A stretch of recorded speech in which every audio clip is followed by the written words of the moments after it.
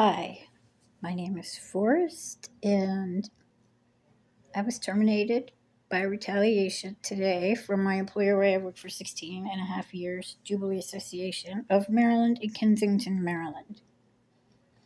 I worked there for 16 and a half years. I've never had any write ups, just good reviews, never any problems. Well, about 7 months ago, I had to make a complaint to management about an employee who had been there for maybe a couple of months who was being a bully, and I reported her for discrimination. Now, most people from Africa do not discriminate. However, there is a group of people at the job where I was working who have been doing it for years. The employer has a disparate impact, an unlawful disparate impact referral and hiring policy where they get their referrals from current employees, pay them money for those referrals, and they basically don't want to have to go through a bunch of resumes and stuff like that. So they basically just hire almost whoever is referred with little to no experience. When I started that job, people had to have a college degree, which I do. So I complained to management about that, and they did not really address it. They had us do a meeting between the two of us, and I'm like always willing to give in, and I was basically placating this person and just agreeing with everything she said and all, because I didn't want to get bullied. I didn't want any more problems. And knowing that all of the people in her group that worked there, which is probably like 3/4 of the people there, but her little group that does this stuff, that people that I am shocked would discriminate, but they do when they want to protect somebody who's part of their group. Like I said, not everybody from that part of the world does that, but if you're in a place of employment where there is a group of people that just refer their friends and their family and they're all from the same place, they will protect each other if you are not part of that. So I filed this claim with the Maryland Commission on Civil Rights, which is a state version of EEOC, and made this complaint for anti-American discrimination. They opened, I'm just looking at the date, they opened that claim, they accepted it, and it began on, I remember the date, June 23rd is when I interviewed with them, and they agreed to accept. So that's been on the, just sitting in there, and I've kept them updated on things. So that was, in April or May, end of May, beginning of June, something like that. The client that I work with, that I've worked with for 16 and a half years. Oh, forgot to tell you, I work with people with developmental disabilities. This one client I have who I support full time. I used to have a lot of clients, but I gradually got them to give more services to this one, so I worked with her full time. She and I are like best buddies. This new person was hired to be her live-in staff, and the client was given no choices about who lived with her in her own apartment, which is a violation of her rights. There is a federal law that states these rights, and they cannot be violated. So her rights were violated with housing, with this person living there. That's the same person that was bullying me, and the client is my demographic, which, who knows? So what happened was the client started saying that this person, the one who was bullying me, she started claiming that this person, this staff person, was hitting her and punching her. We did not see bruises on her, and I have a really hard time believing that someone would do that. I really don't know. Nobody knows for sure. Management doesn't know for sure. They supposedly didn't know her. She was new. And yet, that same night, first time the client said that, the same night, because we have to report this stuff. I'm a mandatory, working there, we're all mandatory reporters, and there are procedures that the agency has to follow with the state, which they did not follow. So I told the my supervisor, and she contacted the Office of Quality Enhancement because they're the ones that have the say in if it gets passed on to the state, if it's investigated or whatever.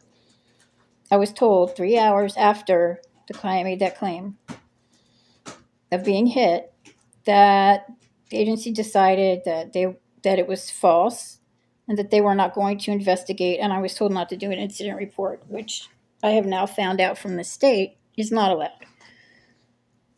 They said they would investigate Jubilee for the incident reports, and next thing you know, they're letting us do incident reports without telling us we have to have permission, and actually telling us to do them. The thing is that if they have more than 3 incident reports in a certain period of time, they get cited for it. And so they don't want to have more than 3, and they were getting them. Just the client kept saying that, and we had to file incident reports. The other people that work with this client directly on a regular basis every week, of course, are buddies with the other person. They're part of the same demographic group. And it's not because of the demographic group, but that particular segment, that particular set of people from that are that demographic do not like Americans. Whether you're black or white, if you're American, they don't like you. Not when it comes to, they might act like you, but if somebody does something, whether it's right or wrong, if somebody does something wrong and they want to protect them, and you're the one that's not from their group, you're the one that's going down because you're American. Anyway, so the client was doing this. I was told not to report it. Happened several times. Managers telling me not to do incident reports repeatedly. Then they show up. I was with this client at a Starbucks. And the manager and some other person show up in a public place in a Starbucks to tell me I was being put on leave. And this public place told me this because the reason that was stated to me was, you did this to yourself because you're the only one that reported it. That's what I was told was the reason that I was being placed on leave. So, which doesn't make any sense. That is retaliation. I knew immediately when they said that they had no reason. That is retaliation. They did try to make up a reason later, which of course is unfounded. So I went back to work. Client is still saying all the time, and that this person is hitting her. The person we're called direct support professionals, which is DSP. So the DSP who was the live-in was still there, still being verbally abusive, psychologically abusive, which I've witnessed myself multiple times. Other staff have witnessed it. Only one of the other staff who has witnessed it has made a report about it. And yeah, well, anyway, so, and even today, that abusive person is still there, which still is, from the beginning, a violation of a client's rights. Client can't stand her. Client's afraid of her. Client's behavior changed drastically because of her. She's afraid to go home in the evening and whatever. So anyways, over the last 6 months, I have faced administrative leave twice. I have been bullied. I have been questioned multiple times. I have the pending case for discrimination with MCCR. It's a state version of the federal EEOC, Equal Employment Opportunity Commission. My case is for discrimination and for retaliation. So all this time I've been like under pressure and worried about getting fired. But at the same time, there's all these ongoing things of verbal abuse, me witnessing verbal and psychological abuse of the client, and the client saying it's happening to the client, saying she's being hit, just repeatedly saying this. The person who was doing it, who the client says was hitting her, and who I and others have seen mistreating the client, being verbally and psychologically abusive, that person's still there. They really were not doing anything. I have spoken to the Office of Healthcare Quality, which is the organization in Maryland that is supposed to oversee and investigate abuse reports at these agencies if it becomes fits a category to go outside of internal investigation. Of course, the agency isn't doing internal investigations properly because they don't want to have to forward incident reports. Easiest way was to tell us not to do them. Now they can't tell us not to do them because of conduct that I had with OHCQ. They did not report when they put me on administrative leave. They had not reported anything to OHCQ. So they had, which proves they have no basis. Because if they had told OHCQ, they would have said, "Well, sorry, didn't happen," or it's unfounded. So this has been an ongoing thing. Client reporting abuse, people seeing abuse. And talking to OHCQ, talking to MCCR. And in November 14th, I spoke to this guy. He is from the Attorney General's office, from the, I get the words mixed up, from the Medicaid Fraud and Vulnerable Adults Unit. They investigate abuse of disabled persons. They investigate substandard care in healthcare and Medicaid fraud. Substandard care is considered Medicaid fraud. Abuse of clients, ongoing abuse of clients, and even if the caregivers, even if the agency is providing the daily care, the technical things, if they are abusing the person, mistreating them, or violating their rights, that is considered substandard care, and that's considered Medicaid fraud. If you're taking Medicaid payments for those hours. So basically the employer robbed your tax money for 6 months. For 6 months, they have been taking your tax money, and they are still taking your tax money for this individual who is abusive, violating the client's rights, mistreating her, is in that client's home. She's still there. They won't fire. They won't admit that she's been abusing the client because they know it's Medicaid fraud. I have a long list here of incident reports that have been done that will say reportable and were never reported to OHCQ. It'll say internal if it's an internal investigation, but once it passes the point of needing to be reported to the state, it's considered reportable. And even if incident reports are not considered reportable, if it's more than 3 in a certain length of time, I think it's 4, and then you have to report. If it's 4, then you have to report the third one.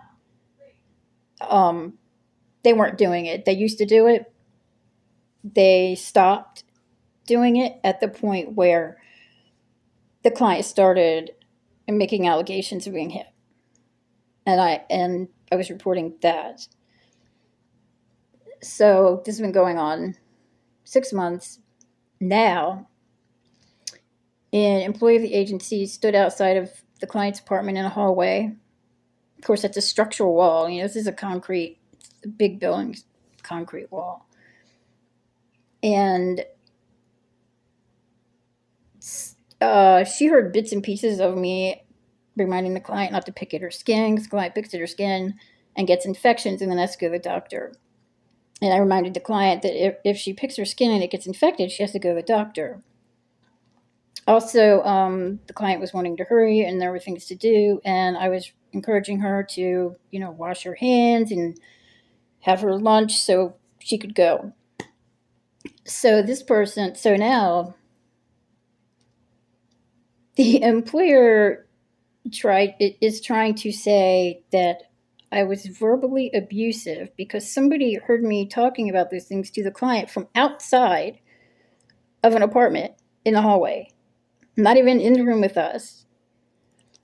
And they just needed to get whatever little thing they could try to make up a story on.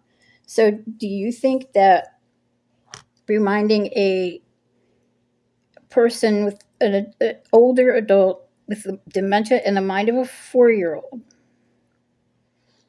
do you think that reminding her not to pick at her skin, she's a chronic skin picker, this is documented for a long, long, long time, do you think reminding her not to do that is abuse? Do you think that reminding her that if it gets infected, which it has many times in the past, and she's had to go to the doctor, she hates going to the doctor, do you think that reminding her that if picking her skin gets an infection, she will need to go to the doctor? Is that abuse? Do you think that when the client herself wants to hurry up, but because of her cognitive thing and her dementia, she gets off track and needs reminders and encouragement, do you think that reminding her, and then she doesn't like to wash her hands and there's sanitation issues, and go to the bathroom and wipe and don't wash your hands? So do you think that reminding someone to wash their hands is abuse? Do you think that encouraging her to eat her lunch so she can go as she wants to is abuse? Now, the person made up quotes that aren't quotes because she was out. This person was outside in the hallway, not in the apartment. She could not hear exactly what I was saying. She didn't know the whole conversation unless she was using a stethoscope. There's no recording, of course, and there's no direct witness of anything. So they put me on administrative leave for 2 weeks. And that's pretty sure where that was going. They put me on administrative leave for 2 weeks, and then today told me I was fired. Making up this story that I was abusive based on something someone said who was standing in a hallway, not actually seeing me or hearing everything, the conversations with the clients or anything. So that's where it is. Like I said, I worked there 16 and a half years. I was totally dedicated to that agency. I am absolutely shocked that the director of the agency is supporting this and going along with the story. I think that he is afraid now. His job is at risk, and I hope he loses it because of what he's doing. The people that are involved need to not only lose their jobs, but they need to be in jail. Medicaid fraud, abuse is bad enough. This lady who I cared for all this time, who was like family, she always says, Forrest is the only one I trust. I think there's one other staff sometimes she'll say, I trust her and I trust you. But a lot of times she doesn't say it about the others. She mostly says it about me. Sometimes she tells me she trusts me more than her family. And I know her better than her family because her family does not visit her very often. And they are going along with this story just to be for convenience sake.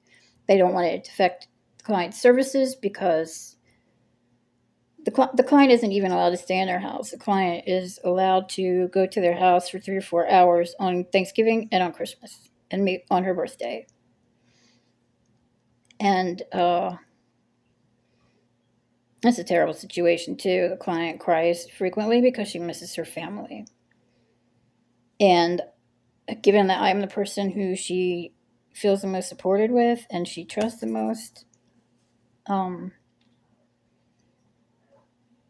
unless her dementia makes her forget who I am, which it might, you never know. I don't think her dementia is not that bad. It's going to mess her up when she realizes that I'm not coming back. It's going to really mess her up. I knew when they put me on leave that day when I went back to her place to get things that I had there and with the like staff office stuff. I was pretty sure this was going to happen because of all the months of retaliation. So whatever I had there, which wasn't much, whatever I had there, I took with me.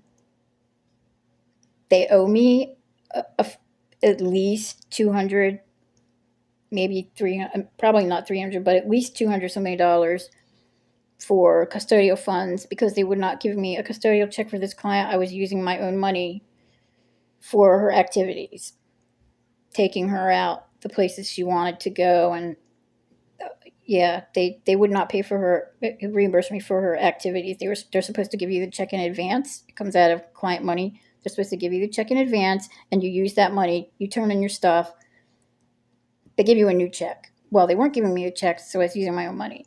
And then they wouldn't reimburse me for those, which they're supposed to do, and like making up excuses about, oh, this receipt, like one receipt is faded, and then they won't give you back. They won't reimburse you for any of it. If there's one, like, I can't help it if your printer doesn't work right to print it out properly. We don't turn them in person. They don't let us do anything like that. We have to do everything electronically and use it like a scanner on the phone and stuff. So this is where it is. Gonna lose my house. Gonna lose my car. Gonna be homeless. I have 2 family members that have medical problems that are not able to work, who I support. And I take care of community cats. I have my own cats, but I also take care of the feral cats, feral cat colony that's out. They come to my house. I feed them. I have shelters for them, and a lot of the food and the cat shelters and supplies were donated by people in my community who love cats and can't do that work themselves. And a lot of people who do that kind of, I do TNR, so I trap, neuter, release, to take care of or return, not release, return. That's where you catch a cat, you take them in, they get neutered and spayed, vaccinated, treated for fleas and stuff, and examined. And then you return them to their outside home. Most people don't do that, and the ones that are not able to, or whatever, a lot of times, if they have funds, they'll donate things. And right now I have 3 rescue cats downstairs because a woman reached out to me and needed help. This colony of cats, she doesn't really know anything. She just was feeding them, and they weren't fixed, and they were just having babies and babies. And anyway, they're downstairs. Luckily I have food because it was donated to me for those cats, not to me, to the cats, through me. But I do not have money I'm not going to have money for my bills, let alone legal fees. And I need to hire a lawyer immediately, because the longer this is delayed, the longer, I mean, even that it takes a year, 2 years, I'm going to be unemployed, because like, I need to work as long as I can. I need to work till I'm at least 70, because of if I retire before that, Social Security is going to be very low, and there's no way. It goes up quite a bit if you do that extra 3 years. So I need to work until I'm at least 70, and even then, paying bills is going to be extremely, extremely, extremely difficult. So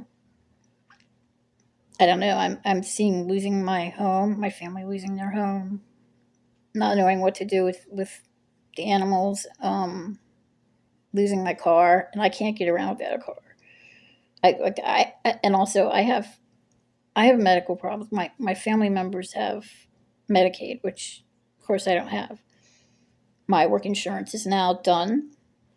They have not even paid a hospital bill that I had. I had all these upcoming tests that were supposed to be done. I have a lot of medical problems. Now, because my job fired me, I don't know if I'm going to be able to get unemployment. I have to convince them that it was retaliation. I don't know how that system works. I was a whistleblower for Medicaid fraud before at a job, and unemployment did give me unemployment when it was explained to them, but it's different now. So I don't know. That was like 17 years ago, before I took this job. I worked that job for 8 years, and I loved it there, but they changed administration, and that's how it goes. So I don't know what's going to happen, but I need money for legal fees, and I don't know how I'm going to make my house payment and like pay for my utilities and stuff. Yeah, I don't want to say anything else. Get myself in trouble. But abusing vulnerable people with disabilities, abusing people who aren't able to communicate, to advocate for themselves, who can be pushed around. I mean, this individual basically had Stockholm syndrome because this abusive person was living with her and affecting her every single day. And the client was afraid. And I feel bad. I feel bad for all these people, really.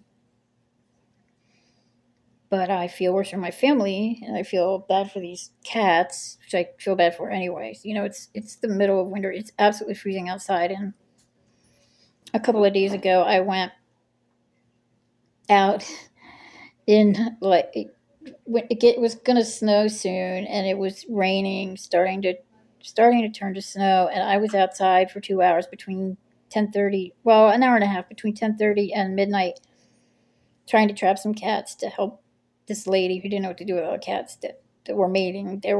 And I trapped four. I was gonna foster two of them. I didn't think I could really do that, but I ended up the fourth cat was a black cat who was sick, who someone who owns a small rescue. That's who I'm fostering under. She owns this lady, Lizzie owns a small rescue, and she had rescued some kittens from that location. There had been five, two died, and she rescued the other three. And I saw them at her house yesterday, and they're very, very sick. One of them probably lose its eye if I mean, it may not live. They're very sick. Cats. And see, now I'm off on the topic of cats, but these cats depend on me. And what do I do if I'm not here anymore? You know, I moved into this house. I just bought this house a year and a half ago. And those cats were out there meowing. I heard all this fighting, and one of them was living on my porch. She used to be a pet, so she's friendly. The ones that are friendly, well, she's not adoptable because she gets aggressive with other animals, and she plays really rough. So she it would be hard for her to find someone to adopt her unless it's someone that has no kids and no other animals. So she lives with me, and but anyways, I started taking care of these cats and doing TNR. I don't know why my neighbors never did it. They talk about how this neighborhood has no rats because of your cats. That's what they say. I got told that a number of times when I first got the house. But nobody was TNRing them and stuff, and I watched kittens that disappeared. I saw cats hit by cars, and yeah, I had to do something. So it was not very long before I started doing. I had to learn everything about TNR myself. But those cats depend on me, and I don't know what to do if I'm not here. If I lose my house, I'm not here. Who's going to take care of them? They're going to be back to no, and I have heated shelters for them, like that were donated, so they are going to be back. This is the after effects of being a whistleblower for abuse of vulnerable victims with disabilities, substandard care, and Medicaid fraud. So taxpayers, I'm suffering. My family is suffering. These cats are suffering. So I can protect people and protect your tax money. And at my age, and with the defamation that has been caused to me and being fired with a claim of abuse, which didn't happen, makes it impossible for me to ever, first of all, never get a job in that field again, anything related to that field. Because I'm basically blackballed now for doing nothing. And at my age and with the medical issues that I have working, it's hard to find a job that I can do. I can't stay on my feet all day. And I get pains and different kinds of symptoms. And then I have delayed sleep phase disorder and chronic insomnia and sleep deprivation. I cannot work early in the morning, and a lot of jobs require you to be there in the morning. And I have spinal stenosis and spondylosis and scoliosis and bone spurs on my spine and compression of the spinal stenosis is compression of the nerves in your spine. So I have different kinds of pains. Sometimes I have these woozy, like whatever episodes and tingling in my arms and just different things. And I also have essential tremor, so I shake. That's not that bad yet, but yeah, spinal stenosis is a degenerative disorder, and it'll just keep getting worse. And that's like a lifetime of back surgeries, which I don't plan on doing. And now I have no medical care. My medical care was stolen from me today by someone who commits Medicaid fraud. Do you think that's right? Do you think that reminding a client not to pick her skin off because and make herself bleed and get infected when we go into the doctor is abuse, that someone who does that should lose their job? That doesn't make any sense, does it? Because that's not the reason I lost my job. They're trying to say that. So when I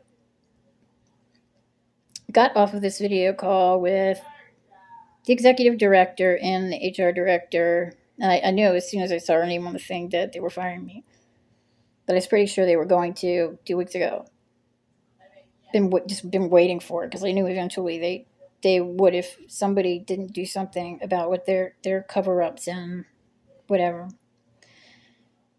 and avoidance of the law and Medicaid fraud and not wanting penalties and having to pay back all that money because they basically, I love that agency and these employees have basically trashed that agency.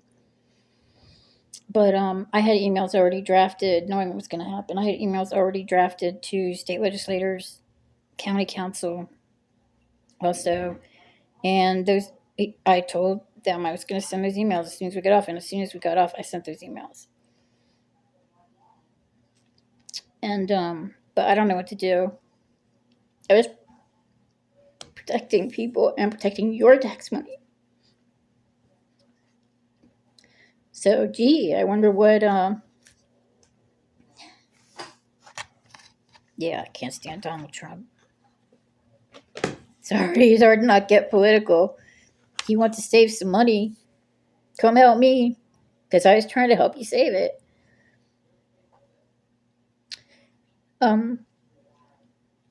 Yeah, and I don't like asking for help. I ask for help for the cats.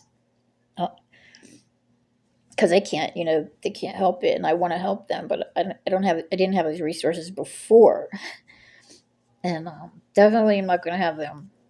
I mean, I have enough food for them for 3 months. Kitty litter probably for about 3 weeks. So yeah, how that's gonna happen. I might just have to let them go in the litter box and clean it out with water every day. I don't know. I won't have water. I won't have a house. I will have nothing. And I'm not going to live homeless. I'm telling you that right now. I will not. I absolutely refuse to be homeless. I won't do it. That's all I'm going to say about that, because that's the subject I can't say. Anyways, I tried to set up a GoFundMe and spent all this time and wrote all this stuff, and then I got an error message trying to do that on my phone.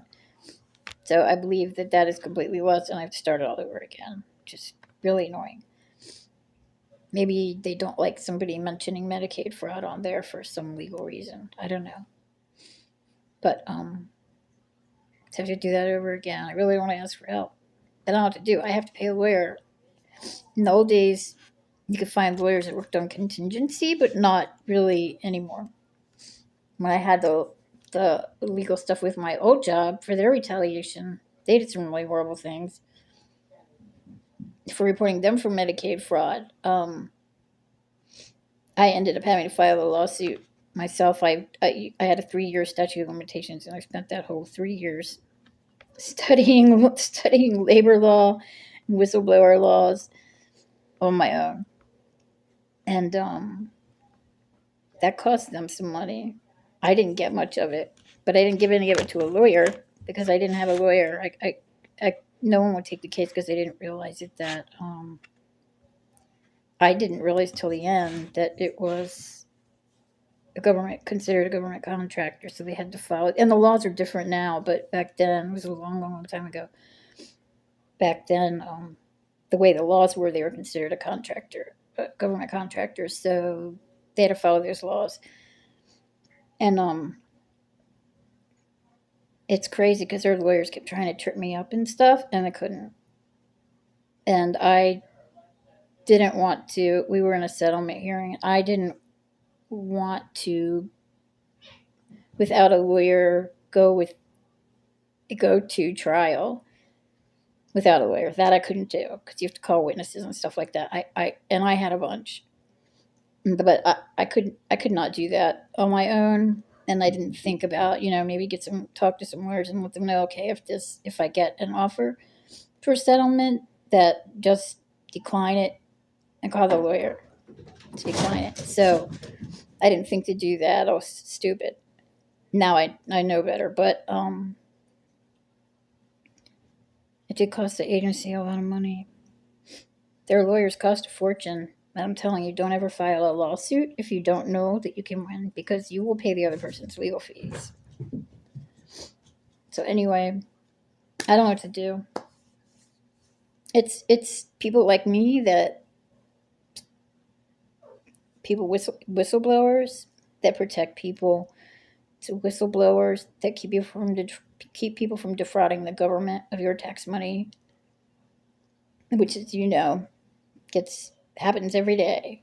Millions and millions and millions of dollars go to agencies where this happens. This is not unique to this agency where I worked. This is something that happens in a lot of care facilities and agencies. And I've heard stories from various people. I've heard stories from people, past coworkers from my job that I was just fired from, who are afraid to report things.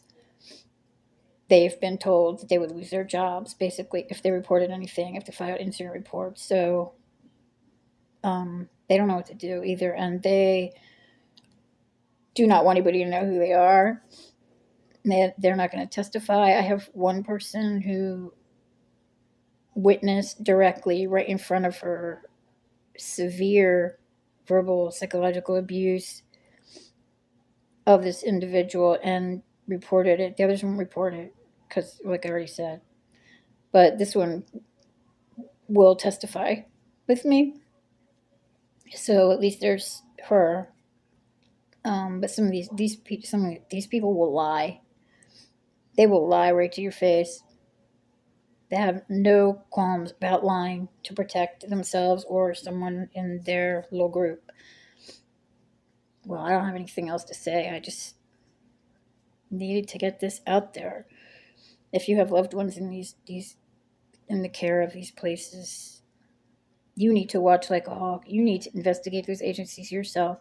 You need to be there a lot while the staff are there, watching how the staff are. Sit there in the house all day long and watch the staff. Whatever you have to do to protect them. Even if you don't have that, if you haven't had that much time and whatever, you need to make the time. Because like this person's family, I'm shocked that she is doing what she's doing. She has known me all these years and complimented me and thanked me and stuff so many times. And I was just going along because she doesn't want to risk the services being bad. Oh well, just so many evil people in the world. But I hope, I'm going to put, when I can get a GoFundMe or something like that, I'm going to put the link below this, and hope that some people can help me with legal fees and help my family from being homeless just for protecting other people.